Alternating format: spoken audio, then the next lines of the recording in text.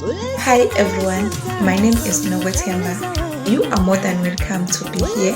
Make yourself comfortable and feel at home. In today's lesson, we are doing the second tutorial on the statement of comprehensive income.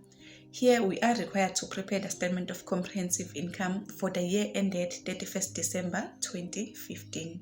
We are provided with the pre-adjustment trial balance and additional information. Okay, we will be looking here on the trial balance in conjunction with the additional information. First, we have sales of 988,000. You write it down. You then check if there is any information that could affect our sales. Here we have sales returns of 43,000. Sales return always decrease our sales amount, so minus 43,000. On the additional information, we have something here as well. We are told a sales invoice for 20,000 relating to computers costing 10,000 were sold to UCT on 31st December 2015 has not been recorded. We made additional sales here, but we haven't recorded this transaction, so we need to record it. So here we have a selling price of 20,000. That will increase our sales value, so you add 20,000. If you say 988,000 minus 43,000 plus 20,000, we have total sales of 965,000. You write it down. After sales, we have cost of sales. So here we are not provided with the value of cost of sales. We need to calculate how much is our cost of sales. To calculate cost of sales, you say opening inventory plus purchases during the year plus carriage on purchases minus closing inventory. Okay, so let us see what we have here. We have opening inventory of 290,000. Here we have purchases of 433,000. We don't have carriage on purchases. The carriage outwards you see here are carriages on sales. These are delivery costs. They are expense like any other expenses. We then need the closing inventory. Here on the additional information, the last transaction, we are told physical stock count conducted on 31st December 2015 revealed that inventory on hand had a cost of 340,000 and NRV of 335,000. NRV is the value of an asset that can be realized upon sale. If we were to sell this inventory, we are going to get 335,000. So in a case like this, whereby you are given both inventory cost and NRV, you take whichever is the lower becomes your value of closing inventory at the end of the year. Okay, so in this case, the lower of the two is 335,000. This is our closing inventory. You say minus 335,000. The reason why I did not include this 10,000 here is because we are using periodic. When using periodic, we only get to know the value of the cost price at the end of the year. So we have 290,000 plus 433,000 minus 385,000. In total, we have cost of sales of 388,000. You write it down and always put brackets. You then say plus other operating incomes. On the trial balance, incomes are always on a credit side. So here we have fee income of 238,000. You write it down. On the additional information, second last, we are told the fee income of 238,000, the one on the trial balance, includes an amount of 23,000, which was received in December 2015, which relates to computer training provided in January 2016. Okay, we are preparing income statement for year 2015. This means this 23,000 does not belong to this financial period. It has been received in advance. We need to remove it. So minus 23,000. We call this 23,000 income received in advance or deferred income. It is going to affect our current liabilities when preparing the balance sheet. Keep it in mind. Okay, 238,000 minus 23,000. We have fee income of 215,000. Write it down. So remember, I have already gone through the information for the sake of time. So I know what we have and what we don't. So this is the only operating income we have in this question. So total your other incomes 215,000. We then say gross profit plus other incomes equal to gross income. 577,000 plus 215,000, we have gross income of 792,000. Write it down.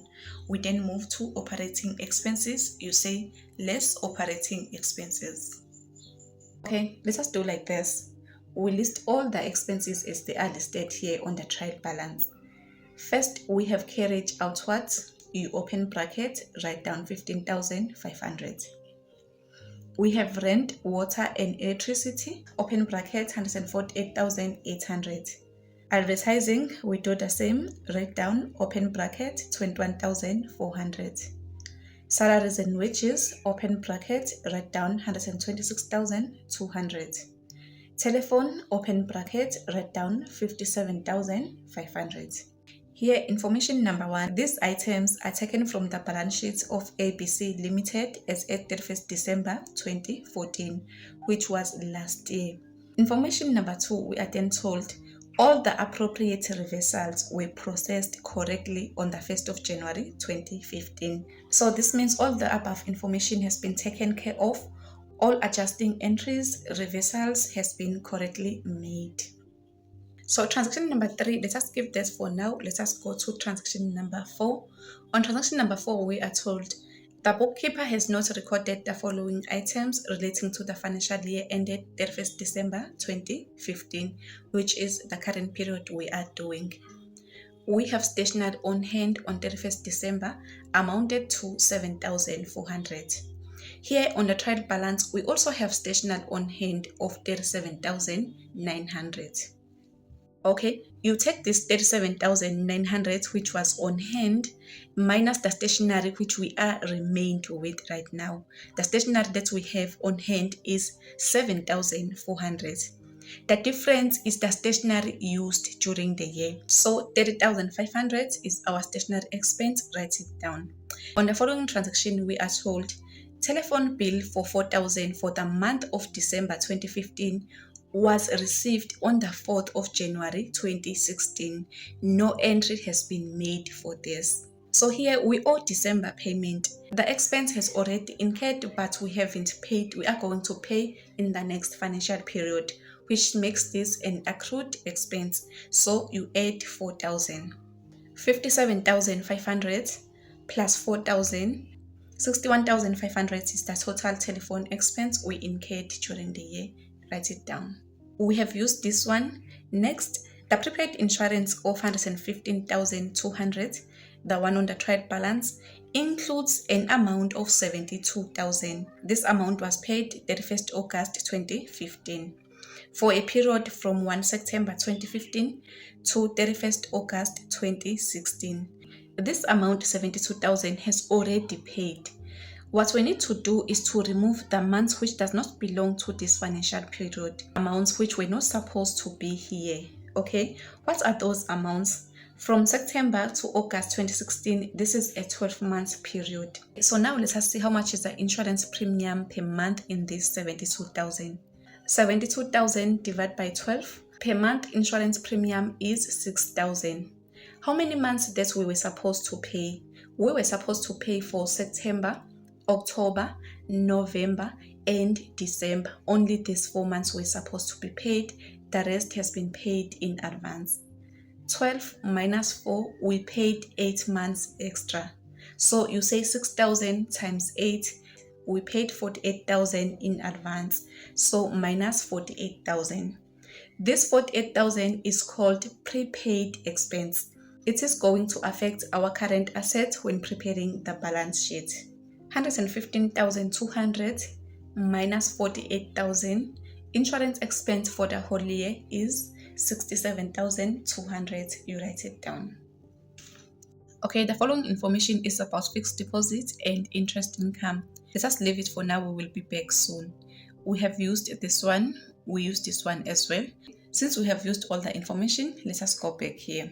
Close all, open brackets. 15,500 plus 148,800 plus 21,400 plus 126,200 plus 61,500 plus 30,500 plus 67,200. In total, we have operating expenses of 471,100. You write it down, always put bracket. You say gross income minus operating expenses, 792,000 minus 471,100. We have operating profit of 320,900. You write it down. After operating profit, we then say plus interest income.